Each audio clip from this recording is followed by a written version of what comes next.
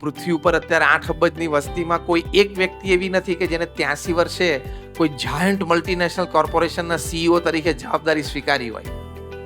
Chairman તરીકે સ્વીકારે, chairman emeritus તરીકે સ્વીકારે, પણ સીઈઓ નહીં. સીઈઓ તો રોજ ડે ટુ ડે અફેર્સ આવી ગયા. સવારે 8થી વહીવટ વ્યવહાર ચાલુ થઈ જાય, અને વહીવટ વ્યવહાર 8થી, વિચારો તો 6 વાગે ઉઠે ત્યારથી શરૂ થઈ જાય.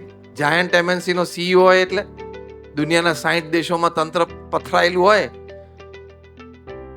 અને 1300 મેન્યુફેક્ચરિંગ યુનિટ કે ઓફિસ હોય. કારણ કે ગુરુપદે આવ્યા ત્યારે સીધો 1300 મંદિરોની જવાબદારી આવી ગઈ. હોસ્પિટલ, હોસ્ટેલ, સ્કૂલ, કોલેજ બધું 1300. 83 વર્ષે કોઈ જવાબદારી ના લે, પણ હસતા મોઢે લીધી.